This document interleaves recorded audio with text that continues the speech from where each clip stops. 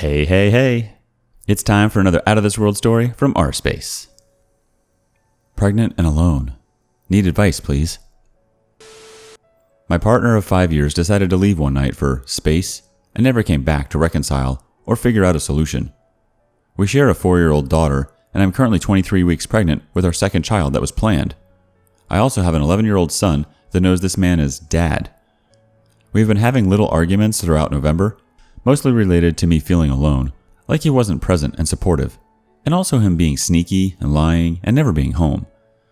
When I questioned any of this or have caught him in lies, he turns it on me, as though I've done something wrong. He has been manipulative through it all. Every day I cry, and I feel sad that this person I have given everything to just left me while pregnant, and I'm also sad for my 11-year-old. My ex is carrying on like he doesn't care about any of this, and I found out has been talking to another woman. The same woman we argued about the day he left, a coworker. He cheated on me in the past when our daughter was 8 months old with a coworker. How do I move on from someone who doesn't care? It feels like he will never be remorseful. At first I cried, begged and pleaded. Now I'm just numb and in disbelief. I don't know how to get on with this pregnancy, and I feel scared to manage 3 kids on my own. Not to mention, he left suddenly and I have to take on all the financials by myself now. I am being fair, and he has been seeing our 4-year-old daughter and being a father to her, so there's that. But I have no parents, family, or siblings. This man was all I knew. He was what I thought was my best friend. Anyone on here been through something similar? How did you get through it? How did your kids manage? I feel like I failed my 11-year-old, and my 4-year-old daughter misses her dad home. Update. I'm so confused. So after going a week of no contact, I caved yesterday because I felt like my ex was persistent to get a hold of me. I know, big mistake. He cried, said how sorry he was leaving me while pregnant, that he misses me and just wanted to hear my voice and see me, so on and so forth. Basically saying how much of an ass he's been. I foolishly thought, wow, no contact actually has him regretting his decision. Ha, no. He just wanted my attention and I stupidly gave it to him. Now he's back to playing a game of how I'm all to blame for him leaving and still denies his involvement with female coworker. I'm so confused by his words versus his actions. I knew I shouldn't have taken that call. Now I'm back to day 1 of no contact, hoping to set a record and not fall for the crying again and persistence talk. Why does the wayward spouse do things for the affair partner he never did for me? Just wondering. Second time being cheated on by the same person, and again, he is doing things for the affair partner that he never did for me. For instance, this week, he planned a trip with her and planned things I have always wanted us to do together. Wayward spouse never planned a date ever in our years together, maybe once or twice, and was the most basic type of date night. Now I get to be home with our 4-year-old daughter and 6 months pregnant with our son while he has the time of his life. By the way, he still denies affair partner and we are not together. Update. So he cheats, lies, and is mad at me? For those that don't know my story, ex of 5 years left me suddenly while I was 4 months pregnant, with our second child. He is still being a dad. So in his words, he left me, not the kids. He likes to tell me that constantly. He left one day, never came back, never communicated anything with me, never opened the door to discuss what we could fix or work on. Both the kids and I went through the motions at the same time. I had no idea. The kids had no idea. 11 and 4. 11-year-old is mine, who is dad to him, and we share a 4-year-old. I was totally blindsided. I came to find out he had been talking to or seeing a coworker he told me not to worry about in the time leading up to his leaving. He still denies to this day that there is another woman, despite proof, phone records, etc. Fact is, he cheated on me leading up to the breakup and is continuing with the affair partner. Fast forward to now, 6 weeks after he leaves. He ends up taking a 4-day trip with her. I find out, call and text him one day during his trip. He denies it, says he's doing something for himself, that he isn't with anyone. More lies. I know I should realize he's never going to admit it, and that it shouldn't matter, seeing as how we are not together anymore. But why not just say the truth? Before the trip, he was acting like he was sorry and he was hurting. Now, since then, he is mad at me, yelled at me, and told me off. Like, as if I've done something wrong? As if I'm the one who left, cheated, and lied? Or as if I did something to him? He hasn't reached out since, nor have I. It's clear he's made his choice. I hate how I feel like I did something wrong. Alright, she wanted some advice? Let's give her some advice. Hysteria113 says, they try to justify the crappy thing they did, cheating, and make you out to be this horrible person. That way, since you are the bad guy, they had no other option to cheat on you. Happened to my buddy at work. His wife was never happy no matter what he did. The guy literally got a $30,000 commission check one quarter last year from busting his butt to make a life for them. She acted like it was no big deal. Turns out, she was screwing some dude at work for like 6 months.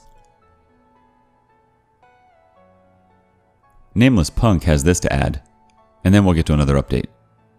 I wonder if cheaters are some sort of narcissists. They all hide their real them to be the center of attention or to please and manipulate the unaware victims. That's how I see that for the blame shifting or counterblame.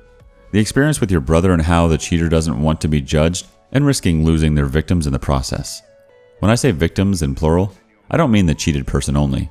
Family members, related friends, co-workers, etc. are victims of a massive lie and manipulations. That's how I see it.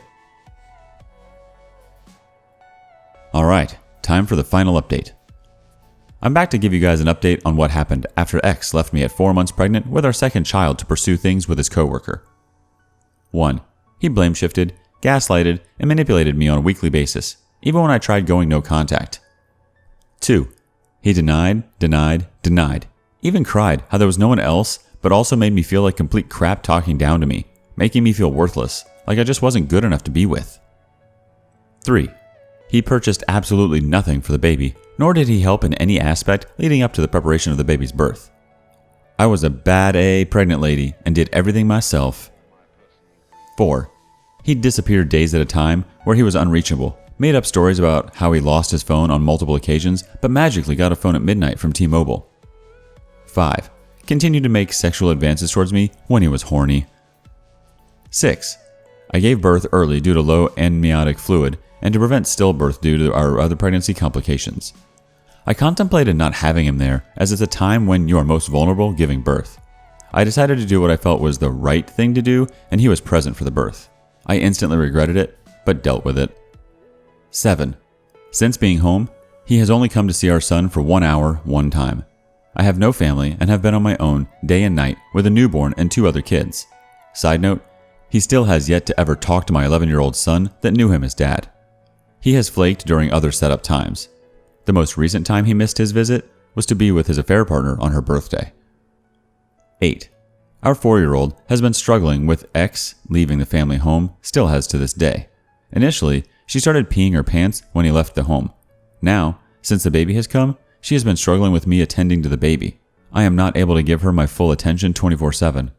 I discussed this with the ex, and he still hasn't been supportive nor helped in any capacity to make this easier on our daughter.